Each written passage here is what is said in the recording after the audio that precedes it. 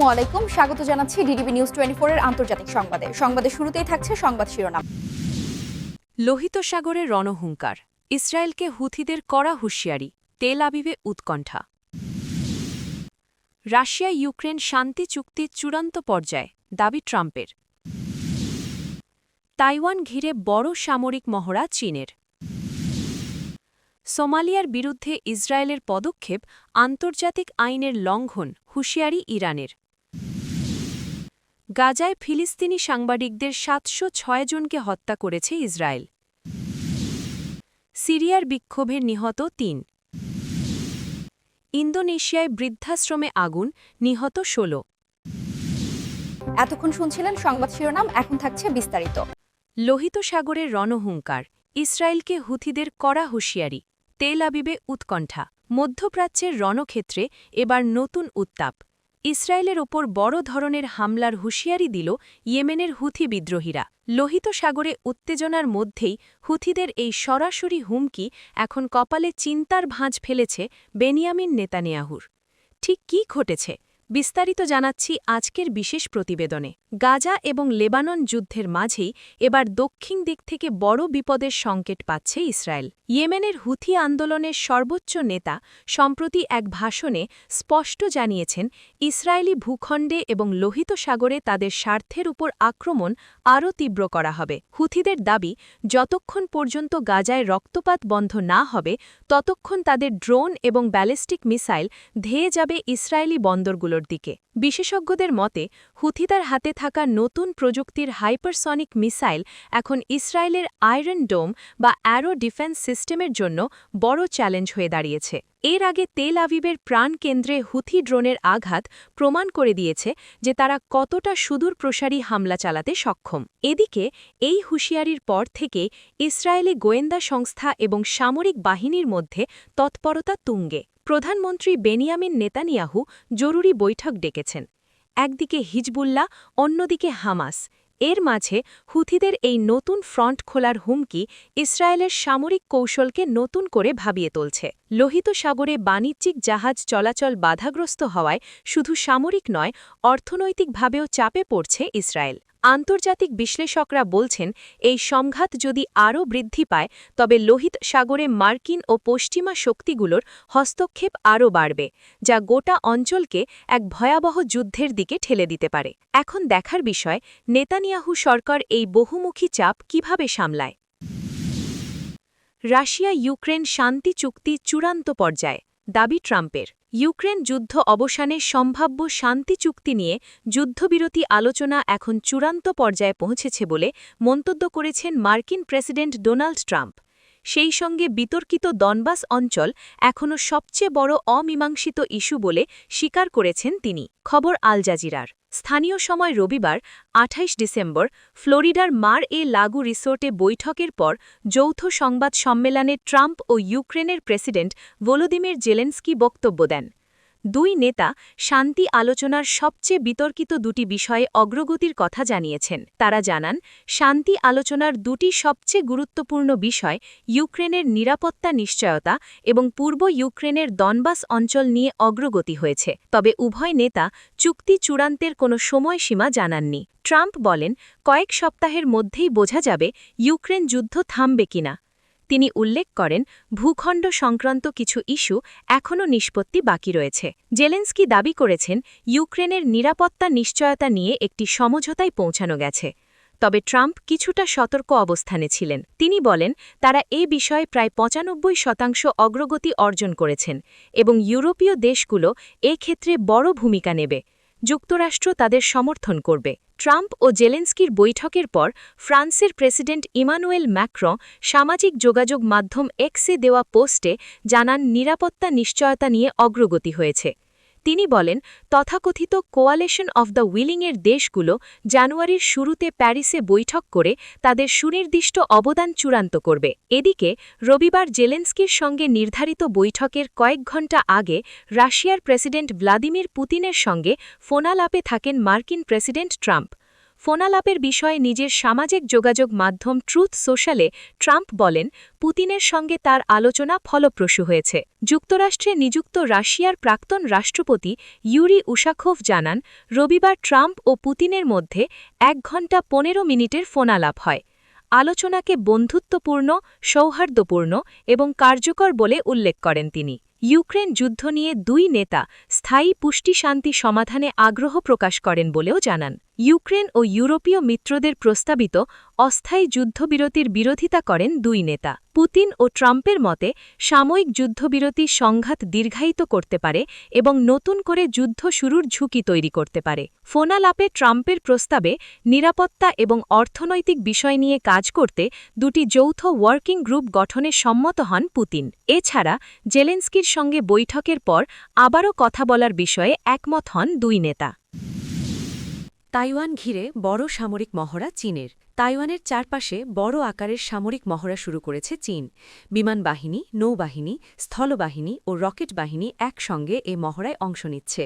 চীনা সেনাবাহিনী বলেছে, এটি তাইওয়ানের স্বাধীনতাকামী শক্তি ও বিদেশি হস্তক্ষেপের বিরুদ্ধে একটি কড়া সতর্কবার্তা। চীনের ইস্টার্ন থিয়েটার কমান্ড জানায়, জাস্ট মিশন 2025 নামের এই মহড়ার আওতায় তাইওয়ানের চারদিকে 5টি এলাকায় সেনা মোতায়েন করা হয়েছে। মঙ্গলবার 30 ডিসেম্বর ভোর থেকে প্রায় 10 ঘণ্টা এসব এলাকায় সমুদ্র ও আকাশপথে চলাচলে নিষেধাজ্ঞা থাকবে। একই সঙ্গে গোলাবারুদ ব্যবহার করে মহড়া চালানো হবে। চীনা সেনাবাহিনীর মুখপাত্র শি বলেন, এ মহড়ার লক্ষ্য হল সমুদ্র ও আকাশে যুদ্ধের প্রস্তুতি যাচাই, গুরুত্বপূর্ণ বন্দর ও এলাকা অবরোধের অনুশীলন এবং একযোগে হামলার সক্ষমতা বাড়ানো। চীন মনে করে তাইওয়ান তাদের ভূখণ্ডেরই অংশ, প্রয়োজনে শক্তি প্রয়োগ করেও দ্বীপটির নিয়ন্ত্রণ নেবে। সম্প্রতি যুক্তরাষ্ট্র তাইওয়ানের কাছে $11.1 বিলিয়ন অস্ত্র বিক্রির অনুমোদন দেওয়ায় বেইজিং ক্ষুব্ধ। পাশাপাশি জাপানের প্রধানমন্ত্রী চীনের আক্রমণ হলে জাপানের ভূমিকার ইঙ্গিত দেওয়ায় উত্তেজনা আরও বেড়েছে। চীনের রাষ্ট্রীয় গণমাধ্যম জানায়, এই মহড়ায় যুদ্ধবিমান, বোমারু বিমান, ড্রোন ও দূরপাল্লার ক্ষেপণাস্ত্র ব্যবহার করা হচ্ছে। বিশেষভাবে তাইওয়ানের গুরুত্বপূর্ণ বন্দর উত্তরের কিলুং ও দক্ষিণের কাওশিউং ঘিরে অনুশীলন চালানো হবে। তাইওয়ান সরকার এই মহড়ার তীব্র নিন্দা জানিয়েছে। প্রেসিডেন্টের কার্যালয় থেকে বলা হয়েছে, চীনের এই সামরিক উস্কানি আঞ্চলিক শান্তি ও স্থিতিশীলতাকে হুমকির মুখে ফেলছে। একই সঙ্গে তাইওয়ানের প্রতিরক্ষা মন্ত্রণালয় জানিয়েছে, দেশটির সেনাবাহিনী সর্বোচ্চ সতর্ক আছে। তথ্যসূত্র আল জাজিরা। সোমালিয়ার বিরুদ্ধে ইসরায়েলের পদক্ষেপ আন্তর্জাতিক আইনের লঙ্ঘন, হুঁশিয়ারি ইরানের। ইরানের পররাষ্ট্র মন্ত্রণালয়ের মুখপাত্র ইসমাইল বাকাই ইসরায়েলের তীব্র সমালোচনা করে সোমালিয়ার সার্বভৌমত্ব এবং আঞ্চলিক অখণ্ডতা লঙ্ঘনের তীব্র নিন্দা জানিয়েছেন। তিনি বলেন, সোমালিয়ার ভূখণ্ড ভেঙে ফেলার ষড়যন্ত্রকে এগিয়ে নেয়ার চেষ্টা করে ইসরায়েল যে পদক্ষেপ গ্রহণ করেছে তা জাতিসংঘের সনদ এবং আন্তর্জাতিক আইনের মৌলিক নীতির স্পষ্ট লঙ্ঘন। সোমালিয়াতে ফেডারেল প্রজাতন্ত্রের জাতীয় সার্বভৌমত্ব, ঐক্য এবং আঞ্চলিক অখণ্ডতা রক্ষার প্রয়োজনীয়তায় ইসলামী প্রজাতন্ত্র ইরানের নৈতিক দৃঢ় অবস্থান রয়েছে। ইসমাইল বাকাই সোমালিয়ার উপর ইসরায়েলের অসৎ পদক্ষেপকে অঞ্চলের দেশগুলোকে অস্থিতিশীল করা এবং লোহিত সাগর অঞ্চল এবং আফ্রিকার নিরাপত্তাহীনতাকে তীব্র করবে বলে মনে করেন। ইহুদিবাদী শাসক গোষ্ঠীর পদক্ষেপের নিন্দায় ইসলামী সহযোগিতা সংস্থা এবং আফ্রিকান ইউনিয়নের দৃঢ় অবস্থানকে সমর্থন করেছেন ইরানের পররাষ্ট্র মন্ত্রণালয়ের মুখপাত্র। বাকাই দখলদারি ইসরায়েলের সম্প্রসারণবাদী এবং হুমকিপূর্ণ কর্মকাণ্ডের বিরুদ্ধে আন্তর্জাতিক সম্প্রদায়কে সিদ্ধান্তমূলক উদ্যোগ গ্রহণের আহ্বান জানিয়েছেন। গাজায় ফিলিস্তিনি সাংবাদিকদের 706 জন স্বজনকে হত্যা করেছে ইসরায়েল। ফ্রিডম কমিটির প্রধান মোহাম্মদ আল-লাফাম বলেছেন, 2023 থেকে 2025 পর্যন্ত হামলার প্যাটার্ন প্রমাণ করে যে গাজায় স্বাধীন সাংবাদিকতা দমন করাই ইসরায়েলের উদ্দেশ্য। ফিলিস্তিনের অবরুদ্ধ গাজা উপত্যকায় ইসরায়েলের সামরিক আগ্রাসনে ফিলিস্তিনি সাংবাদিকদের পরিবারের সদস্যদের পরিকল্পিতভাবে লক্ষ্যবস্তু করা হচ্ছে বলে অভিযোগ করেছে ফিলিস্তিনি সাংবাদিক ইউনিয়ন।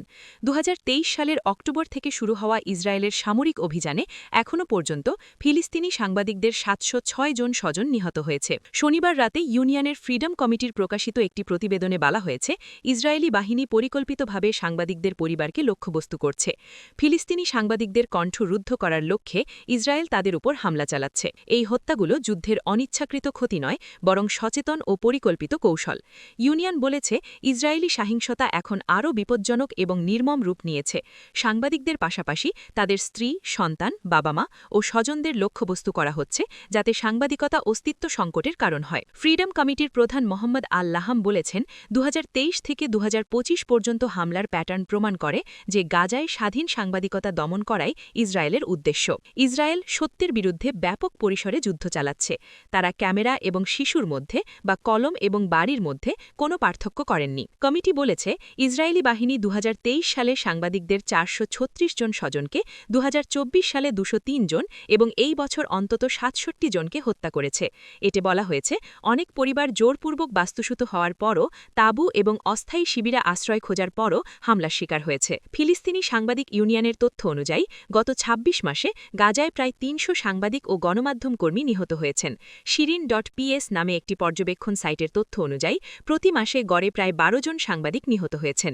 এই সাইটটির নামকরণ করা হয়েছে আল জাজিরার সিনিয়র সাংবাদিক শিরিন আবু আকলেহের নামে। তিনি 2022 সালে অধিকৃত ওয়েস্ট ব্যাংকে নিহত হন। সিরিয়ার বিক্ষোভে নিহত 3। সিরিয়ার পশ্চিমাঞ্চলে আলাউইত জনগোষ্ঠীর বিক্ষোভ চলাকালীন অন্তত 3 জন নিহত হয়েছেন। রবিবার স্থানীয় স্বাস্থ্য কর্তৃপক্ষ এই তথ্য দিয়েছে। গত শুক্রবার হোমস প্রদেশে আলাউইতদের একটি মসজিদে বোমা হামলার প্রতিবাদে এই বিক্ষোভ হয়। ওই বোমা হামলায় 8 জন নিহত হয়েছিলেন। বিক্ষোভে অংশ নিতে রবিবার সিরিয়ার পশ্চিম উপকূল এবং মধ্য সিরিয়ার কয়েকটি প্রদেশে হাজার হাজার মানুষ রাস্তায় নামেন। মসজিদে বোমা হামলার প্রতিবাদে শনিবার আলাউইতদের আধ্যাত্মিক নেতা গাজাল এই বিক্ষোভের ডাক দেন। গত বছর ডিসেম্বরে ক্ষমতাচ্যুত প্রেসিডেন্ট বাশার আসাদ এই জনগোষ্ঠীর সদস্য ছিলেন। যুদ্ধ পর্যবেক্ষণ সংস্থা Syrian observatory for human rights জানায়, আলাউইত অধ্যুষিত লাতাকিয়া প্রদেশে সিরিয়ার নিরাপত্তা বাহিনী গুলি চালায়। এতে 2 জন নিহত হন। পরে সিরিয়ার রাষ্ট্রীয় সংবাদ সংস্থা সানা লাতাকিয়ার স্বাস্থ্য অধিদপ্তরের বরাতে জানায়, শহরে বিক্ষোভ চলাকালীন নিরাপত্তা বাহিনী এবং সাধারণ মানুষের উপর প্রাক্তন সরকারের অবশিষ্টাংশের হামলায় 3 জন নিহত এবং 60 জন আহত হন। লাতাকিয়া এবং উপকূলীয় শহর জাবলে থেকে এএফপির সংবাদদাতারা জানান, বিক্ষোভকারী এবং সিরিয়ার নতুন ইসলামপন্থী সরকারের সমর্থকদের মধ্যে সংঘর্ষ হয়। উভয় পক্ষকে ছত্রভঙ্গ করতে নিরাপত্তা বাহিনীর সদস্যরা হস্তক্ষেপ করেন এবং আকাশে ফাঁকা গুলি ছোড়েন। ইন্দোনেশিয়ায় বৃদ্ধাশ্রমে আগুন, নিহত 16। ইন্দোনেশিয়ার সুলাবেসি দ্বীপের মানাদো শহরে একটি বৃদ্ধাশ্রমে আগুন লেগে অন্তত 16 জন নিহত হয়েছেন। এছাড়া দগ্ধ অবস্থায় হাসপাতালে ভর্তি হয়েছেন আরও 3 জন। ইন্দোনেশিয়া সংবাদ সংস্থা আন্তারা নিউজের বরাতে একটি প্রতিবেদনে এই তথ্য দিয়েছে রয়টার্স। মানাদো পুলিশের কর্মকর্তা আলামশিহা পি হাসিবুয়ান আন্তারা নিউজকে জানিয়েছেন, রবিবার দীর্ঘ রাতে আগুন লাগে আর সোমবার ভোরের দিকে তা নিয়ন্ত্রণে আসে। আগুনের সূত্রপাত সম্পর্কে এখনও জানা যায়নি, তবে পুলিশ ইতিমধ্যে এ বিষয়ে অনুসন্ধান শুরু করেছে। ইন্দোনেশীয় টিভি চ্যানেল মেট্রো টিভি বৃদ্ধাশ্রমে লাগা আগুনের ভিডিও প্রকাশ করেছে। সেখানে আগুনের লেলিহান শিখা রীতিমতো গ্রাস করছে ভবনটিকে। সেখানে বসবাসরতরা জীবন বাঁচাতে সাহায্যের জন্য আকুতি জানাচ্ছেন। মানাদো ফায়ার সার্ভিস ডিপার্টমেন্টের প্রধান জিমি রতিনসুলু জানিয়েছেন, অগ্নিকাণ্ডের শিকার ও বৃদ্ধানিবাস ভবনটিতে যারা ছিলেন তাদের বেশিরভাগই বয়সজনিত কারণে শারীরিকভাবে দুর্বল। আগুন লাগার পর ভবনটিতে আটকা পড়েছিলেন তারা।